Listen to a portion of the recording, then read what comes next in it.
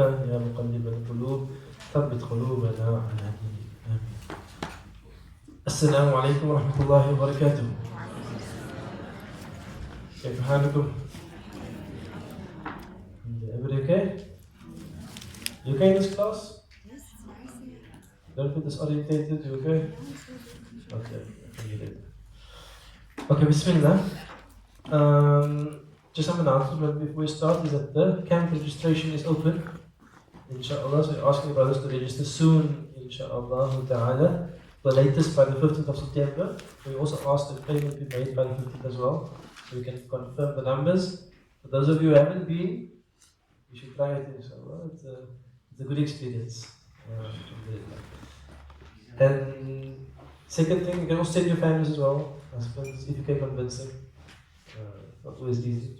Now, we try for years. Just come. Alhamdulillah.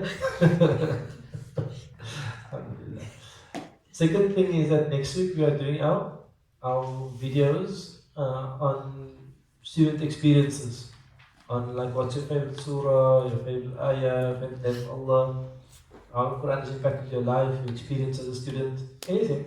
So last week we did the same thing, some of you spoke, but then the video got corrupted, so we never saw it. So it's the second take now, inshallah. So if you went last year, you must go this year again, inshallah. And if you didn't went last year, we can make you go this year again. So you can volunteer for it, but if not enough volunteer, we have to volunteer you. I don't think we call it volunteer anymore, but so if you want to volunteer, please send your names to admin. But happening next week, inshallah. Just like a 30 seconds or a minute about your experience. We're basically going to have people speaking about the Quran and the experiences. So you can dress up if you want to, with Dawrah, whatever you want to put on. Bismillah. No. Inshallah. Okay. Bismillah. We're continuing with oaths, and we're finishing oaths today's lesson, inshallah. So we ended off with Duha in the last lesson. Duha in the last lesson. So now we're on the next oath, Wal-Adiyat. Wal-Adiyat. So Bismillah. Wal-Adiyat Dabaha. What does Adiyat mean? What does Adiyat mean? Normally means the things which are charging, which are racing. Normally it refers to horses. Some people say it refers to the wind, but they say that almost all Mufassirun say it refers to the horses. وَالْعَادِيَاتِ طَبَحًا. So to the, I forget the exact meaning now, but this the, let's check quickly. What طَبَحًا again? Panting. So charging, panting horses. وَالْمُورِيَاتِ قَدَحًا. So muriyat is like the sparks that get striking. قَدَحًا from their striking. So as the hooves strike the ground, they have the muriyat. You have sparks which are coming from the hooves. فَالْمُغِيرَاتِ سُبْحًا. فَالْمُغِيرَات, to the ones who attack subha at Fajr time. Well, like it's a surprise attack on the enemy, they surround the enemy at night, and subha Mughirat, they attack. فَأَثَرْنَا بِهِ نَقَعًا. فَأَثَرْنَا, and then they like stir up with the attack, نَقَعًا, a cloud of dust. فَوَسَطْنَا بِهِ جَمْعًا, and then they go wasata, they go to the middle of it with this charge, jam'a. Two meanings, they go to the middle of the jam of the people, or it can mean it says either maf'ul or hal, or they go to the middle, jam'a, all together. I mean two things, they go to the middle of the jam of the whole battle, or it can mean they go to the middle, jam'a, together. Then Allah says, Inna al-insana, verily mankind, li rabbihi, to his Lord, lakanud, he is certainly ungrateful. Okay. So what is the first thing? You have to identify what? The two parts. What are the two parts called again? Muqsam bihi and the muqsam alayhi. So let's first take a minute, inshallah. Where's the muqsam bihi and where's the muqsam alayhi?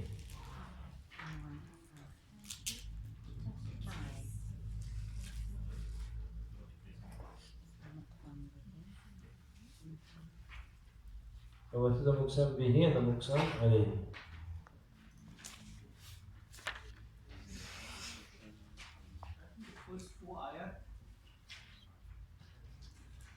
One, two, three. Okay, good. So the first 5 ayat, there's only one wa, but the fa is conjunction. The fa is conjunction. So what is the oath upon?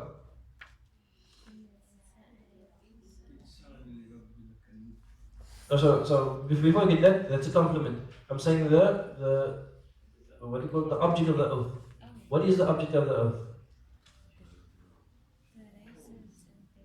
Okay, so the object of the oath is not really the horses. The object of the oath is like a whole scene. The object of the oath is a whole scene of a group of horses who are charging into battle. Some scholars have called this a rider oath. They don't mean like they don't mean like a rider because they're riding. I think they mean rider because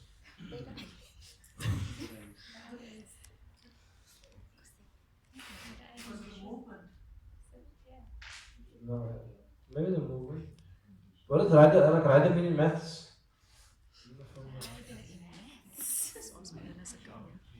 Yeah, what's that in maths? What does the rider mean?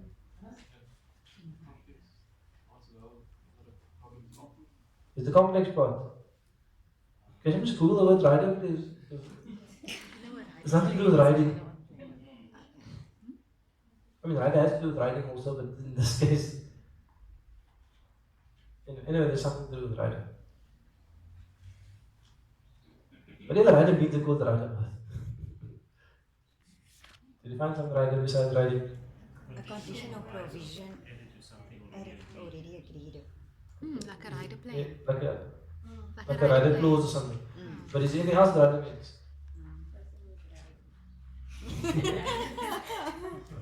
Okay, anyway, it's cool. The point being, it's a set of actions, like a scene. It's not like one thing by the sun, by the moon.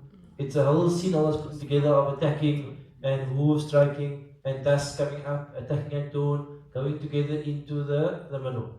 That is the scene Allah is taking an oath upon. And the reason Allah is taking an oath upon that is He wants to emphasize what? That mankind is ever ungrateful. Okay, so we found the two parts. We found the muqsam bihi and the muqsam alayhi. What's the difficult part? Why? Is the why. Why has this object been chosen for this complement? Okay. So why?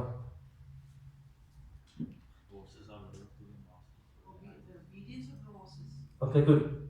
So one opinion could be, and sounds like a very strong, sound opinion, is that the horses are the opposite of what insan is.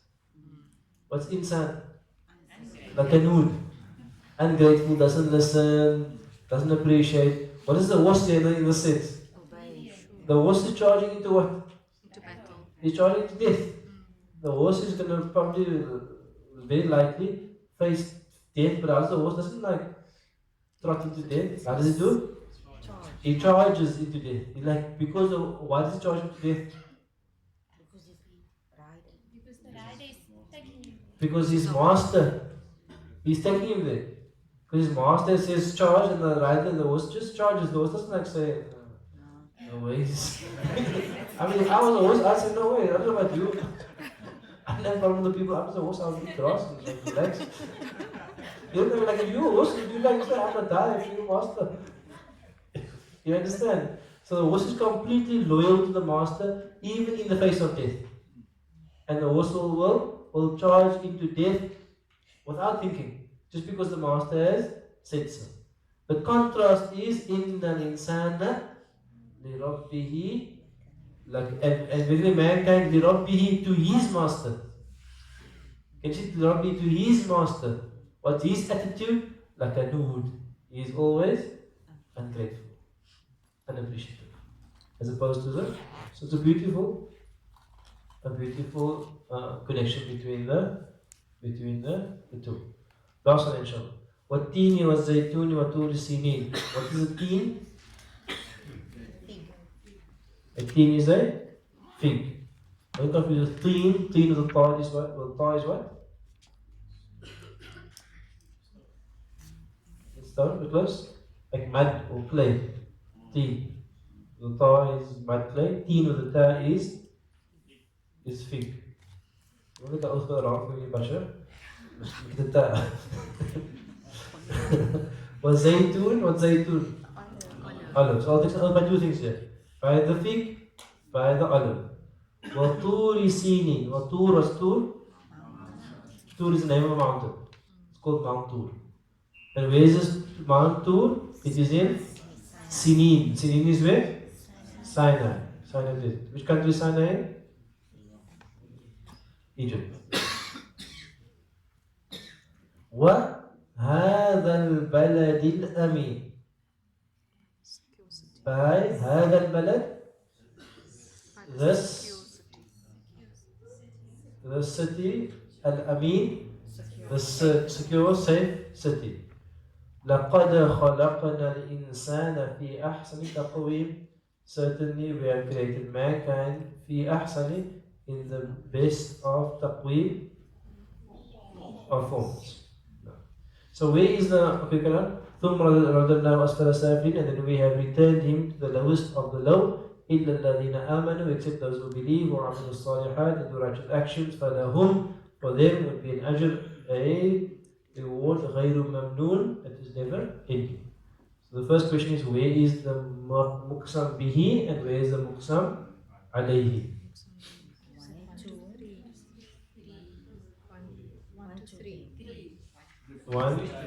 1, 2, 3. How many things I'll take an oath by?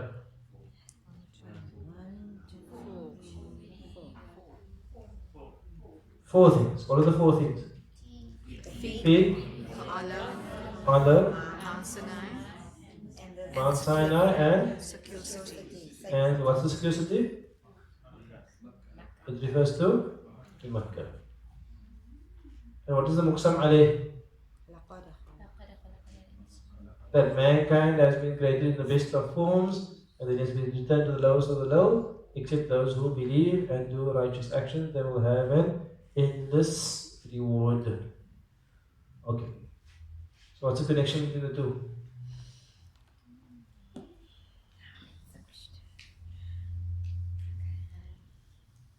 Okay, so first of all, this is confusing when they have fruits. So the fruits could refer to places. The fruits can, how many places do you have mentioned explicitly? 2 places. Tur Sinin is specifically the Mount Tur in Sinai. And Hadar Balad Amin is specifically what? Makkah, the secure city. So because of that, ulama said that the first 2 could also be an allusion and indication to a reference to places. So what in your mind comes to place when you think about the olive, for example? You think of Palestine. Think of Palestine. And then you think, why do you think of Palestine when it comes to olives? Mount Olive. At Mount Olive in Palestine. And the fig.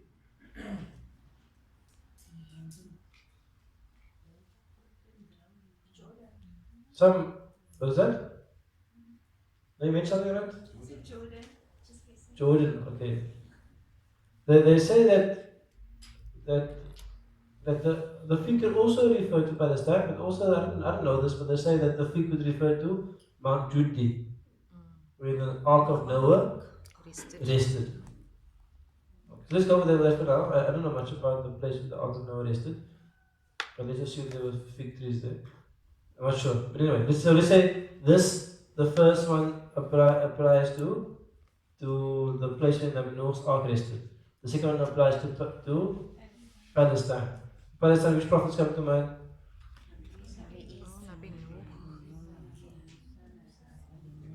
Okay. Okay, Musa wanted to get there, but he never got there. So, which prophets were there? Who's probably most famous? Probably Isa will be the most famous. Nabi Isa is born there, he lives in Palestine. Nabi Isa.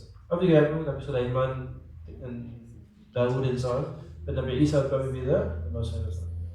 So if the first one is Nabi Noor, the second one will be referred to Nabi Isa. What Turi Sinin refers to who? Musa. So Fir'aun. Refers to who? And Musa, because Nabi Musa was in Sinai desert for 40 years. No. They actually, I don't know how to, sometimes this historical things you don't know about, but they actually have sort of mount there where Nabi Musa was said to receive the Torah. And at the bottom of the mountain they have a monastery, and they claim that bush in the monastery is the burning bush. It's not burning anymore. But they say that is the burning bush. It's like a monastery there, and it's actually interesting. There's a monastery because it's Egypt, and there's a mosque in the monastery. For the Muslims who work in the monastery, there's a mosque in the monastery, and you can actually sleep on top there. Long time ago, I slept on top there in the mountain. It's a interesting place. But the desert is a very different type of place. It's like cold and crisp type of place. No.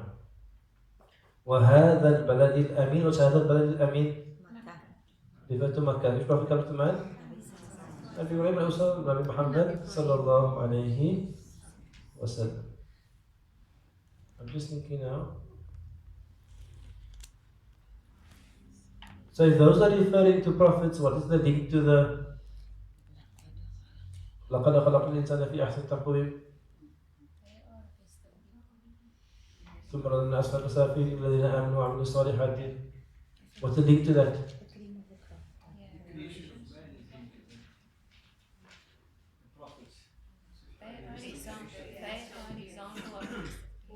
Okay, the example of basic creation. What else? That people will go to the lowest of the low, except إِلَّا الَّذِينَ آمَنُوا وَعَمِلُوا الصَّالِحَاتِ. And where do you get آمَنُوا وَعَمِلُوا الصَّالِحَاتِ from? From Rasul.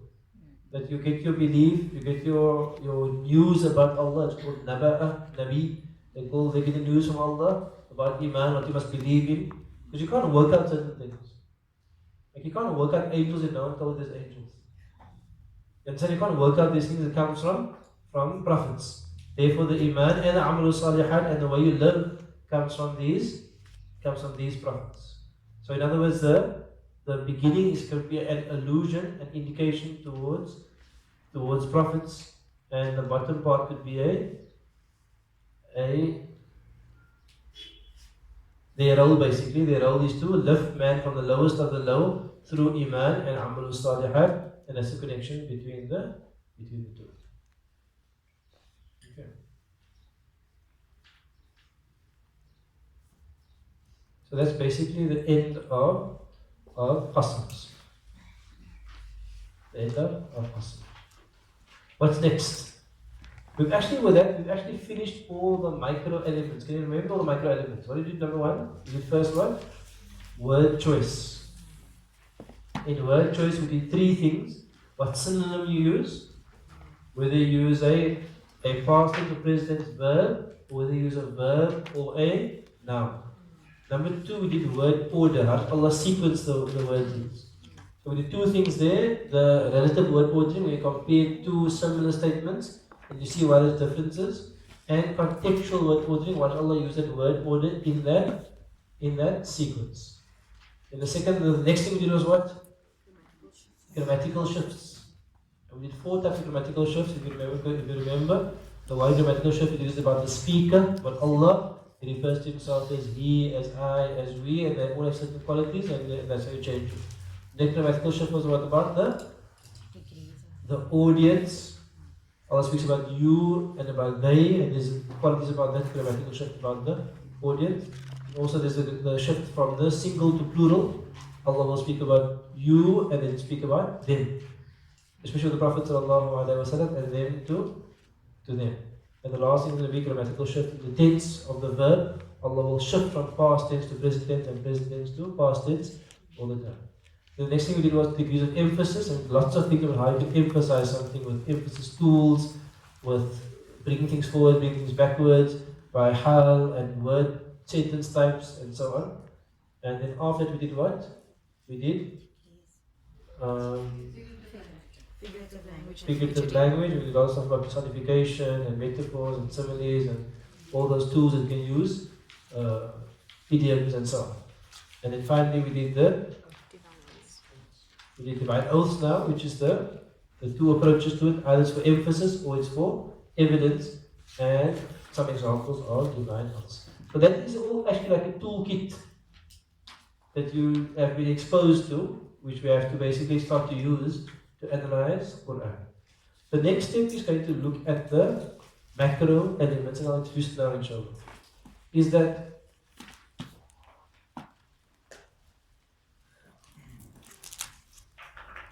when someone has like let's say someone writes something.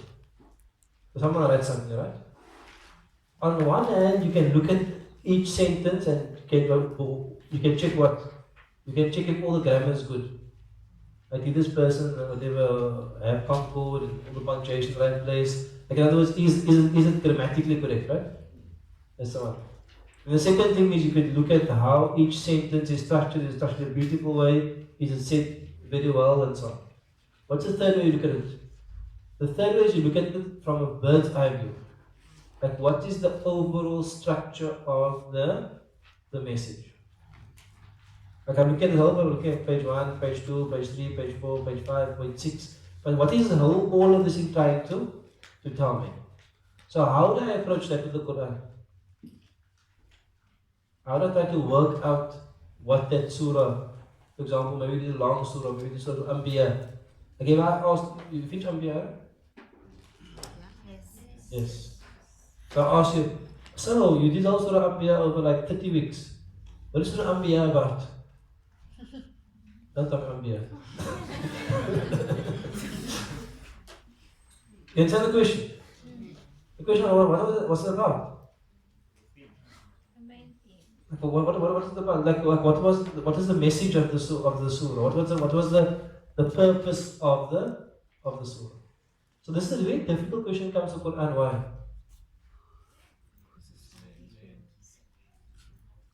Why? Because the Quran doesn't necessarily have one topic per surah.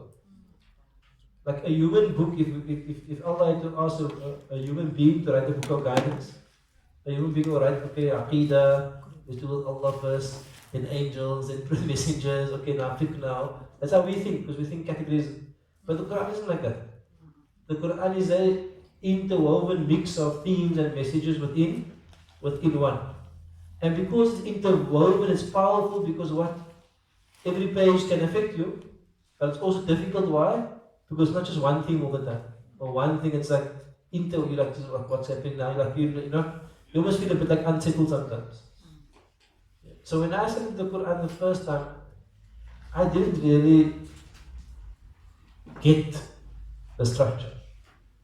Like for me, it's just about it's like divine guidance. It's like there's an ayah of guidance and an ayah of guidance and an ayah of guidance, and that's it.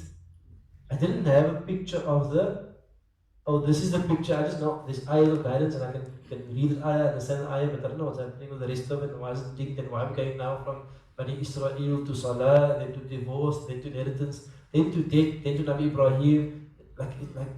You didn't get it. I don't know why. So this is one of the challenges when it comes to the Quran. In fact, some Orientalists or people from Orient, from the East, who study Islam, typically non-Muslims most of the time, they say the Quran is a very unstructured book. Like a toilsome read, like it's an unstructured book, like you can't make sense of it, can't get into it, and so on. So recently there's been a lot of studies with regard to the overall structure of the Quran. And to give you an analogy, it's like if you're in a very big structure, like maybe you go to the castle in Cape Town, then you're in a room, and you go from room to room to room to room. You can admire the rooms, but what can't you see? You can't see it's a big star. Because you just see room to room to room, and you say, okay, nice room, looks nice, okay, mashallah, we go. But if you zoom out, then you see, oh wow, there's a there's a bigger picture. So the same with the Quran. What we're going to do next, inshallah, is we're going to look at what is the methodology for looking at the Quran, but then zooming out and seeing the bigger picture. So I want to give you some homework reading. I don't know if you'll be successful. But I'll try at least, inshallah.